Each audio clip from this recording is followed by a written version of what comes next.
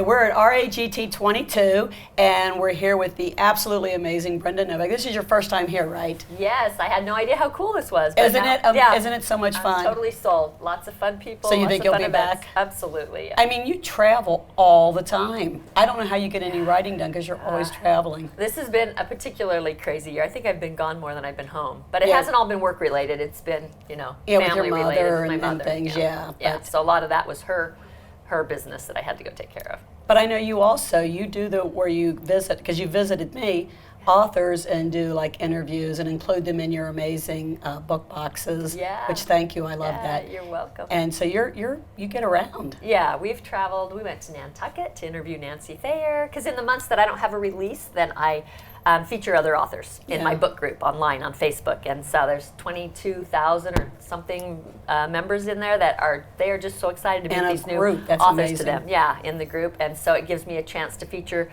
my friends and other authors I admire, which we did like you mentioned, and then I get to go visit them in their home and kind of bring the book group into their home. Just it's a little more intimate to see what they're really like, and I think that that's a huge plus. Like we went to England to interview Peter James. Oh my gosh. And it was spectacular. He lives in this English manor house that's just gorgeous. I mean, like things you dream about. Yeah. And so it was really fun to see how he did. He had his English dogs. We went hiking on the rolling green hills, and it was pretty fun. Yeah, pretty spectacular. Anyone who doesn't follow your page or isn't in your group should, because you're always going somewhere amazing and doing something awesome and having a really good time. Well, Cincinnati's one of our favorite stops. If you're part of my group, you know that, because we landed here, I can't remember the first time we came. Oh, it was to visit you. And then you were back for the wine We didn't have thing. high expectations, because, people talk about New York, 'Cause LA, I'm not that whatever, but they don't interested, talk about Cincinnati. And so we got here, and we're like, this is the coolest place ever. So we've been here probably more often than any other location. It is really, really nice, and I live away from the city, but whenever you get to it, there's, they've rehabbed over the Rhine so that that's our favorite area. We've taken many of the tours that they do there now, ghost tours and underground, what is it when they're making alcohol tours? The beer thing, yes, I did that too in the big Wasn't caverns. it fascinating? It was super cool, yes. Yeah. And we did the whole one where the guy actually, I don't know if you guys got to do the tour downtown, but they had a saloon where they would feature people that shoot, like an apple off the wife's head or whatever, and I don't know if I should blow the story, but there's the lady normally wore a steel thing underneath her hat, and she forgot it, and they decided the show had to go on, and the guy shot his wife. And so they almost lynched him. They were running him out of town. I mean, it's a crazy story. But anyway, and he tells that all was a Cincinnati tour. He tells it in a very animated way while enacting some of it, yes, sort of. Yes. So anyway, good tours. You got to take some. Very fun. Like I said, I don't get downtown very often, but it's very fun. Yeah. That was actually one of the first questions we asked readers, if they had any questions for you, and they had quite a few. So someone wanted to know what inspired you to do the monthly boxes. I mean, was it just an idea that came to you? Or? It was more my daughter. She got into a bad situation with her job, and it was, what happened to her was really unfair. And she's a very sweet, good girl, and I'm thinking, I need somebody to do my social media. They're good at social media, but do you want to hire your own child? Because, what if you don't get along? What if you end up having to fire this person? I'm thinking, I don't know if I want to take this risk. But I did, and I'm so glad I did. I mean, it's been 6 years that we've been working together. We haven't even had one argument. She's very fair, she's very honest, she's very hardworking, and you can always work with somebody like that. So she came to me shortly after I hired her and said, I think we should do, when we feature these other authors, enable the whole book group to be able to get a signed copy of the book we're reading that month. And I thought, that'd be kind of cool, because then you could collect the challenge reads for all 12 months, and at the end of the month, you'd have signed copies of all 12 books that you read. You'd be able to, record on my website that you read them and enter you for prizes and fun things. I thought that would be so fun for a book group, and so we thought, but that'll be a lot of work, and we were right. The first few, I was gonna say, a lot of work. Oh my gosh, the first couple of years we packed in my house, and so my house was literally destroyed with cardboard, and we're up till 2 o'clock wrapping mugs in bubble wrap and trying to, because we couldn't afford with the startup to have it go out, and plus there was a lot of logistical problems. It wasn't just the money. Yeah, so anyone that doesn't know, it's not just 2 books. You put a lot of amazing stuff. Yeah. Alexa designs it all. She even does a magazine twice a year now, which is, and she does it from start to finish. All the graphic design. If there's recipes, she makes it. She stages it. She photographs it. She does it all. She works all the time. she does it in like a week, which is phenomenal, you know, but it's just about kills her. So we had to go down to 2. We were trying to do more, but we're down to 2. But it's fun because I'm able to do novellas that aren't published anywhere, you know. I can do cool articles from other authors. Peter James wrote one for the last one about his visit from the Duchess and coming on set in his movie, and it was a really cool article, I felt like. So, yeah. Those are really, really popular, and I know you often will sell out of them before you're done with them. Yeah. She just raised them to $1,000 a month. So we used to at $850 we were selling out every month, and now we're close to selling out right around $1,000. So. Wow, that's amazing. Someone wants to know, do you have any plans for getting back into romantic suspense?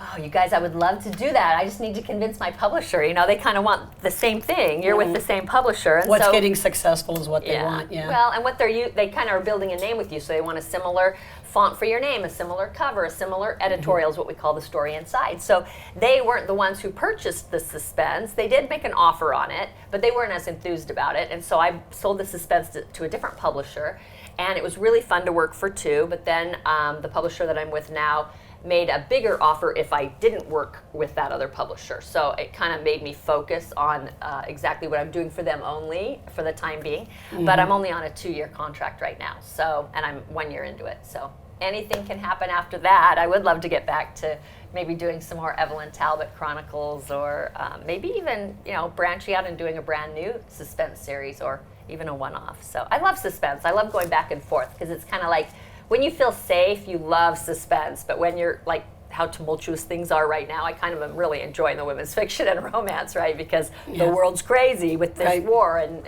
everything that's happening. But I like being able to go back and forth. So for people who don't know, authors like you and I, we get contracts, and once a publisher invests in you, they don't want you messing around with any other publishers. Right. They want to sort of own your name so that they know they're putting the time and energy and money into you alone. Right. You know, right. With Well, all the and indie then authors now, not publishing. Right. Yeah. I mean, it gets very confusing for readers with indie authors now and traditionally published authors how that whole thing works. Yeah. But you and I get tied down pretty good with publishers. Yeah. So they want to know, can we expect more from Evelyn Talbot? I guess that's what you were just talking about. I would love to do another Evelyn Talbot book. There's so much there to mine. I mean, when I started that series, it's about, for those of you who don't know, it's about a psychiatrist who studies serial killers at a remote facility in Alaska. She's trying to figure out, can these people be rehabilitated currently? The answer is no. And what causes this? Is it biological? Is it environmental? Is it a mixture? Anyway, so the research was actually very fascinating. I was going to say, I bet it was. It was. A lot of it is biological, and you don't want to hear that because it's hard to hold somebody accountable for something that's just different in their brain that they didn't actually choose, right? So, but we all want to be justice-oriented, like, no, you do something wrong, you're going to get smacked. Well, you start doing some of the research, and you're like, geez, how much can some people really control about what they're doing? Obviously, you can control murder. I'm not going that far, but you know what I mean? Some of them some psychopaths walk among us. They're business people. They're actually good at business because they don't have that strong sense of empathy that we have. They can fire somebody if they need to. They can, you know what I mean? They don't have that problem. So anyway, the research for it was really fabulous, and it was an extension of my own curiosity because I'm so curious about mental health and what causes criminality, and even if it doesn't pay, because I mean a lot of them spend their life in prison, you know, so you're thinking, where did that get you? So anyway, I would like to do another one. I mean, when you have somebody studying these people, you have endless villains, and that was my whole point. I could have the most unusual psychopaths, right?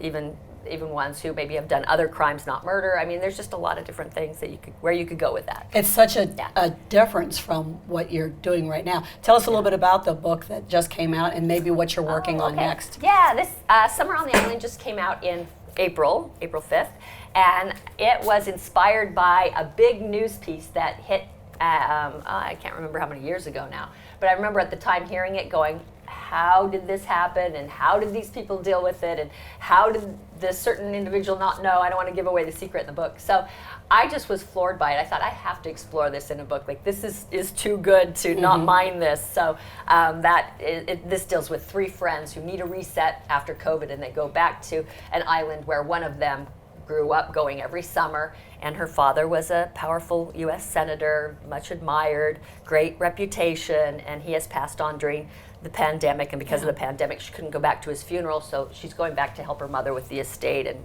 to grieve, and there's some big surprises that happen along the way. I especially love that cover, and I love that you or your daughter, one, found that towel or blanket or whatever it is, and it was in the gift boxes. Lexa had it made. She actually took this, had it made, and put it in our boxes, and it turned out to be huge. It's this huge beach blankets. We didn't even know if we could fit it in the boxes. It was gorgeous. Yeah, and she's gotten so lucky because, you know, she's kind of flying by the seat of her pants on some of these items, and to get them to fit in, like last year I demanded that we have these really cool bookends that I just loved, well bookends, and they wouldn't fit in the box. And she had to order specialty boxes and the additional shipping and the additional packaging, and she was like, I'm gonna kill you. But they didn't argue. You didn't argue. No, she did it. She was very good. Yeah. So someone says, what's the hardest part of writing for you? The hardest part of writing.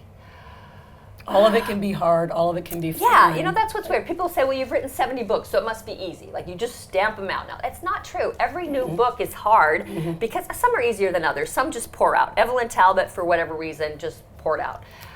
Maybe the ideas had been, you know, inside me long enough, kind of churning around, that I was able to do that. The one I'm working on right now should be easy. I love the conflict, and I am just struggling like crazy. So who knows? Each new one, you want it to be better than the last. I think because you keep raising the bar on yourself. So you put yourself under tremendous pressure, and you want it to be so good, and you want everybody to love it. And so I think that's what makes it so hard. It's just trying to stretch each time and write something that you just think everybody's going to love every word. But it's, you know, reading is so subjective that it's tough to please everybody. And I'm a pleaser, so I want to please everybody. So it's maybe that's the impossible to hardest please thing. everyone. Yeah. Do you ever look? So the other day when I was talking to a different author, she said she never looks at reviews. She can't take it. I always look at my reviews. Do you look at your reviews? I read all of them. Yeah, the good, the bad, the ugly. I kind of feel like if I find a common thread, then I know, you know, maybe I'm missing somewhere. And so I kind of look at it. You got to get feedback to know where you're going. So, but it doesn't overly bother you to see a negative review? It used to. I mean, it used to wound me. Like, I would be like, oh, you know, and my husband would come home. Yes, my husband's like, what's wrong? What happened to you? You're like, read this. Yeah. But, you know, now I've gained some perspective on it. I think I finally have accepted not everybody's going to like everything I do. You know, I write with a lot of conflict. A lot of people like really sweet, easy reads.